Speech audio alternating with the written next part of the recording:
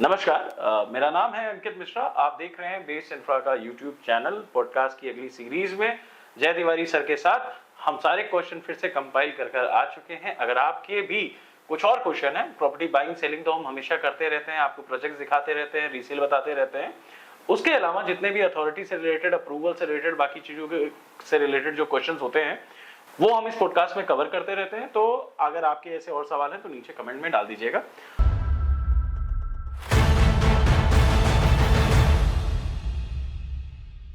मेरे साथ हैं अर्पित मिश्रा, जो असिस्ट करेंगे सारे क्वेश्चन पूछने के लिए। ये हमेशा आपको फील्ड पे मिलते हैं, आपसे ज्यादा इंटरेक्ट करते हैं। दूसरा, मैं चाहूंगा सर को वेलकम करना दोबारा एक बार फिर से पॉडकास्ट में शामिल होने के लिए। धन्यवाद अंकित जी।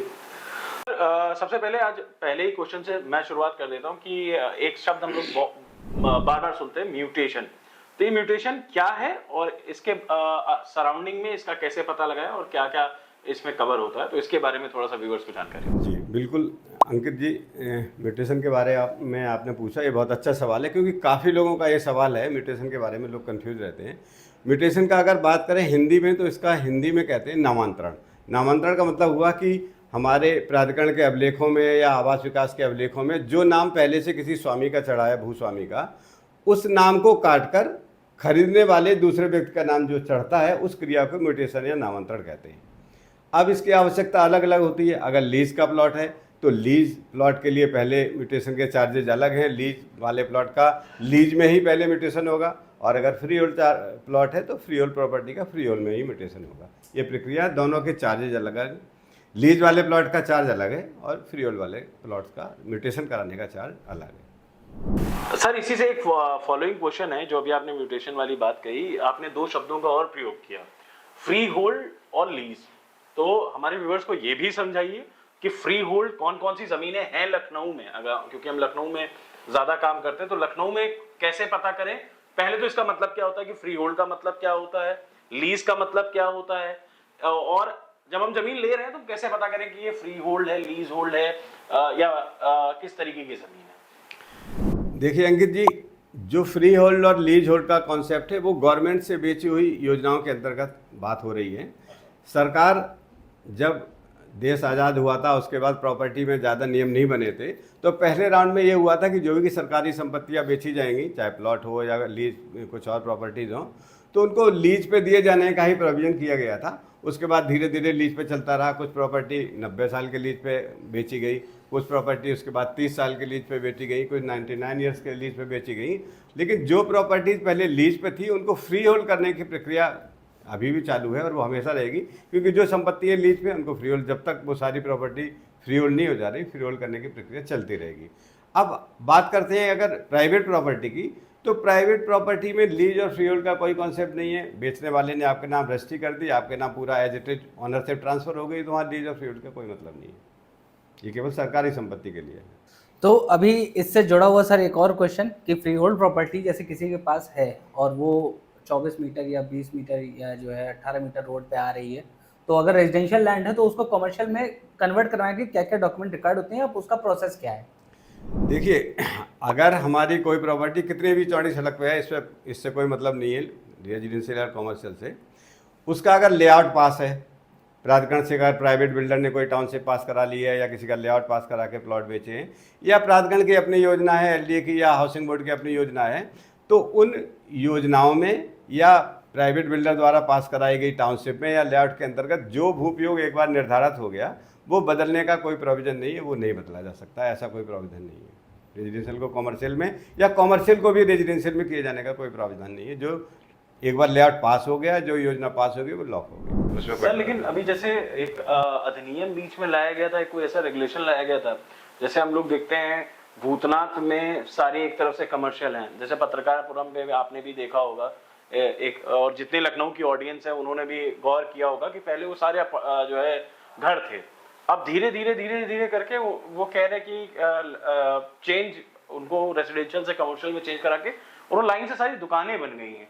तो जो पुराने एलडीए के प्लॉट थे, ऐसा कोई अधिनियम आया है जिसमें ये बोला गया है कि अगर सामने इतनी चौड़ी रोड हो तो आप अपने रेसिडेंशियल प्लॉट पे कुछ कम जो है ड्यूटी पे कर कुछ चार्जेस अथॉरिटी को पे करके उसको कमर्शियल में चेंज करा लें।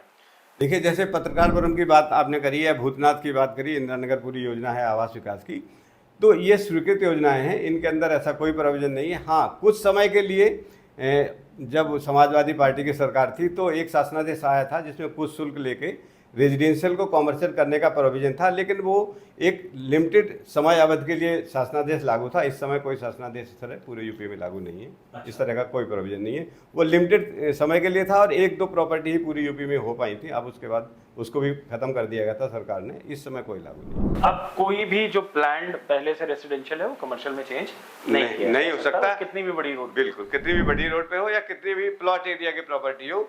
अब जितने भी निर्माण आपको इस तरह पत्रकारपुरम में, इंदिरा नगर में या किसी भी योजना में दिख रहे हैं या किसी प्राइवेट बिल्डर की स्वीकृत योजना के अंतर्गत रेजिडेंशियल में कॉमर्शियल दिख रहे हैं, वो सारे अवैध निर्माण की श्रेणी में है। अच्छा सर, इसी से एक और फॉलोइंग क्वेश्चन है, मेरे बिल्कुल अभी दिमाग में आ गया है। जैसे बहुत सारे डेवलपर ये कह रहे हैं आज की डेट में कि वहाँ टावर बनने थे, और हम खास तौर पे अगर मैं बात करना चाहूँ तो अंचल में हमने देखा कि बहुत सारे डेवलपर थे, ग्रुप हाउसिंग की लैंड थी, तो वो उन्होंने बाद में उसको प्लॉट्स में कन्वर्ट कर दिया, और उन्होंने कहा क्योंकि हम हाई डेंसिटी से लो डेंसिटी में आ रहे हैं तो इसका सब डिवीजन फाइल करके हमने इसको प्लॉट्स में कन्वर्ट करा लिया और इसको आप खरीद सकते हैं।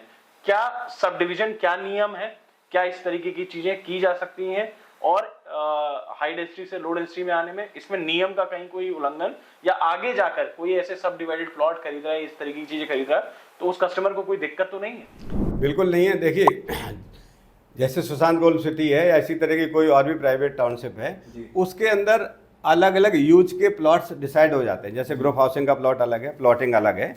तो ग्रुप हाउसिंग के प्लॉट में अगर किसी ने ग्रुप हाउसिंग बनाने के लिए प्लॉट खरीदा, लेकिन फिर उसका विचार बदल गया, वो कह रहा हम इस पर ग्रुप हाउसिंग नहीं बनाएंगे, मेरी सेलेबिलिटी नहीं है या कोई और कारण उसका व्यक्तिगत हो सकता है, तो चूंकि ग्रुप हाउसिंग का भी लैंड यूज रेजिडेंशियल है और प्लॉटेड डेवलपमेंट का भी रेजिडेंशियल लैंड यूज है, चूंकि लैंड यूज नहीं बदल रहा है तो हम उस लेआउट को रिवाइज कर देते हैं और उस ग्रुप हाउसिंग के प्लॉट को रेजिडेंशियल में कर सकते हैं, कोई प्रॉब्लम नहीं है। जो हमारे लेआउट पास कराने के जनरल नियम है बायलॉज में, वही बायलॉज के नियम उस पर फॉलो होते हैं और वो प्लॉटेड डेवलपमेंट पे कन्वर्ट हो जाता है, क्योंकि दोनों में लैंड यूज का कोई अंतर नहीं है। अच्छा, तो सर एक सवाल, इन्हीं पुराने सवाल जो जवाब हो रहे थे उनसे जुड़ा हुआ, कि जब एलडी अप्रूव कोई टाउनशिप होती है प्राइवेट बिल्डर की, तो उसमें जो कोई प्लॉट खरीदता है कोई व्यक्ति, क्योंकि वो टाउनशिप एलडी अप्रूव्ड है, तो उसको जो नक्शा वो घर बनवाने के लिए अप्रूव कराने उसकी नीड है या नहीं है, और अगर है नीड एलडीए से नक्शा अप्रूव करवाने की तो उसका प्रोसेस क्या होता है?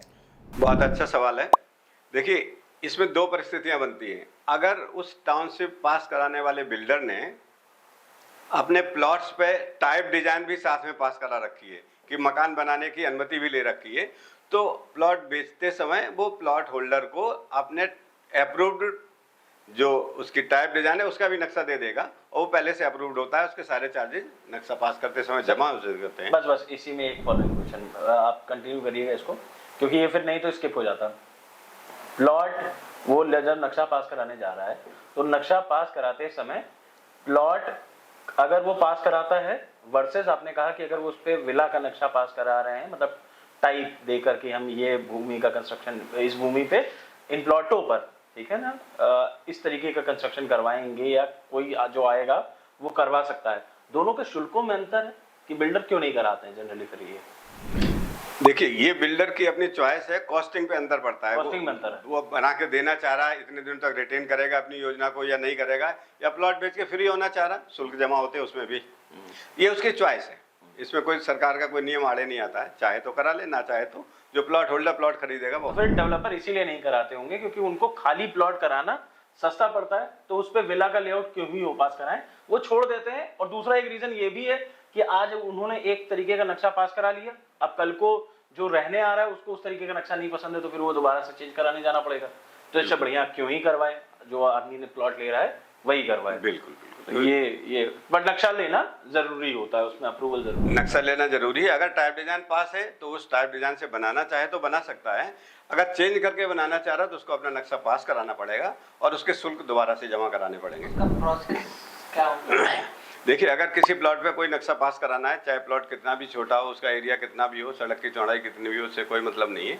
उसको online building plan approval system इस समय लागू है, उसको ऑनलाइन ही बिल्डिंग नक्शा पास कराने के लिए अपना नक्शा जमा कराना पड़ेगा और इसके लिए किसी आर्किटेक्ट से संपर्क करना पड़ेगा। वो स्वयं नहीं कर सकता है। Online building plan approval system के अंतर्गत सभी आर्किटेक्ट रजिस्टर्ड है, उनकी आईडी बनी हुई है, उनकी आईडी से ही अपलोड होगा और पास हो जाएगा। 300 वर्ग मीटर तक के नक्शे पास कराने के लिए कोई दिक्कत नहीं है। सेल्फ स्वतः स्वीकृत योजना में भी पास हो सकता है। तो अब बढ़ते हैं 5वें क्वेश्चन की तरफ। रेडी टू मूव प्रॉपर्टी खरीदने के लिए किन बातों का ध्यान रखना आवश्यक है? देखिए, इसमें भी दो तरह के सवाल हैं। एक स्टेज वो आती है जब किसी बिल्डर ने कोई ग्रुप हाउसिंग प्रोजेक्ट पास कराया या कोई लेआउट पास कराया, तो पास कराने के तुरंत बाद जैसे उसने रेराम रजिस्ट्रेशन करा लिया, उस समय अगर कोई प्रॉपर्टी आदमी खरीदने जा रहा तो उसको अलग चीज़ें देखनी पड़ेंगी। और रेडी टू मूव है, बिल्कुल बिल्डिंग बन के तैयार है, तब उसको खरीदना है तो उसमें कुछ अलग बातों का ध्यान रखना चाहिए। तो अगर बिल्डिंग बनी नहीं है, लेआउट पास है या ग्रुप हाउसिंग का नक्शा पास है, उस समय वो खरीदने जा रहा तो उसको देखना चाहिए कि उसका वास्तव में नक्शा पास है या नहीं है, प्रोपोगेंडा उसने कर दिया गलत, या उसका रेरा में रजिस्ट्रेशन है या नहीं है। क्योंकि अब रेरा के जो रूल हैं वो ये हैं कि रेरा में रजिस्ट्रेशन के बिना कोई भी बिल्डर कोई प्रॉपर्टी बेचने के लिए अनाउंस भी नहीं कर सकता और ब्रोशर भी नहीं छपा सकता है। तो रेरा में रजिस्ट्रेशन है, पहले तो यही देखना है और इसके अलावा कुछ नहीं देखना है, क्योंकि रेरा में रजिस्ट्रेशन है, अप्रूव्ड कॉलोनी लेआउट है, तो सारी जो चीज़ें हैं वो सरकार ने देख रखी हैं, उसको कुछ नहीं देखना उस स्टेज पे। तो एक तरीके से वो सेफ सिक्योर है अगर वो या तो रेरा अप्रूव प्रॉपर्टी खरीदे या तो रेडी टू मूव प्रॉपर्टी खरीदे, अगर कोई ऐसी प्रॉपर्टी। हाँ, इनिशियल स्टेज में जब प्रोजेक्ट बना नहीं है तो उसको रेरा रजिस्ट्रेशन ही देखना है और अपनी चॉइस देखनी, कौन सी दिशा में देखना है, हमें प्लॉट कौन सी अपनी साइड के हिसाब से देखना है, वो अपनी पर्सनल नीड है, गवर्नमेंट का उसमें कोई बंधन नहीं है। अब दूसरी स्टेज आती है रेडी टू मूव। दूसरी स्टेज आती है कि पूरी बिल्डिंग बन गई है, उस स्टेज पर अगर उसको खरीदना है तो फिर उसको एक्स्ट्रा चीज़ें भी देखनी पड़ेंगी। वो जो दो चीज़ें थी वो तो देखनी है कि रेरा में रजिस्ट्रेशन है या नहीं है। दूसरा ये देखना कि जो उस ग्रुप हाउसिंग प्रोजेक्ट का या किसी लेआउट का जो नक्शा एलडीए ने पास किया था उसी के अनुसार बिल्डिंग बनी है या नहीं बनी है, कोई एक्स्ट्रा तो नहीं बना लिए। एक्स्ट्रा बना लिए तो वो एरिया कंपाउंडेबल लिमिट के अंदर है या नहीं है, अगर कंपाउंडेबल लिमिट से अधिक है तो वो तोड़ा जा सकता है। इन बातों का भी उसको ध्यान रखना है। और अगर कंपाउंड हो चुका है तो कंप्लीशन हुआ है या नहीं हुआ है, कंप्लीशन में कंपाउंडेड नक्शे की पूरी चीज़ें आ जाती हैं, इन बातों का भी ध्यान उसको रखना चाहिए। सर, अगर आज की डेट में अंचल की हम लोग बात करें तो बहुत सारे डेवलपर्स हैं पुराने प्रोजेक्ट्स फंसे हुए, कुछ को टेक ओवर कर लिया गया है, कुछ को डेवलपर आ गए हैं और उस पर काम कर रहे हैं, कुछ अभी भी खड़े हुए हैं जिनका रिजोल्यूशन नहीं आया है। तो क्या वो खुद की एक सोसाइटी जैसे बायर्स का ही कम्युनिटी बनाकर और खुद ही किसी डेवलपर को अप्रोच करके नहीं कर सकते हैं कि आप छोड़ो, आप ये प्रोजेक्ट हैंड ओवर कर दो इस डेवलपर को और हमारी इनसे बात हो गई है, ऐसा ठेकेदार ऐसा डेवलपर, और भाई ये हमें बना के देते, कम से कम घर तो मिल जाएगा। बिल्कुल आपकी ठीक है, लेकिन इसमें थोड़ा नियमों का ध्यान रखना है कि आपको वो अधिकार नहीं है जब तक कि डेवलपर का साथ, पहले डेवलपर का विकास प्राधिकरण से एग्रीमेंट चल रहा है। विकास प्राधिकरण से एग्रीमेंट चेंज करने का काम एलडीए की सहमति से ही होगा। आप प्रपोज कर सकते हैं किसी बिल्डर को और पुराने बिल्डर से सहमति ले सकते हैं, उसकी सहमति और नए बिल्डर का प्रपोजल आप दोनों एलडीए में देंगे, वहां से जब अप्रूव हो जाएगा तब आप कर सकते हैं। तो अभी जैसे हम लोग सर बात कर रहे थे प्लॉट पे नक्शा पास कराने वाली, तो अर्पित ने जिस पे सवाल पूछा था कि नक्शा पास कराएंगे तो क्या प्रोसेस होगा।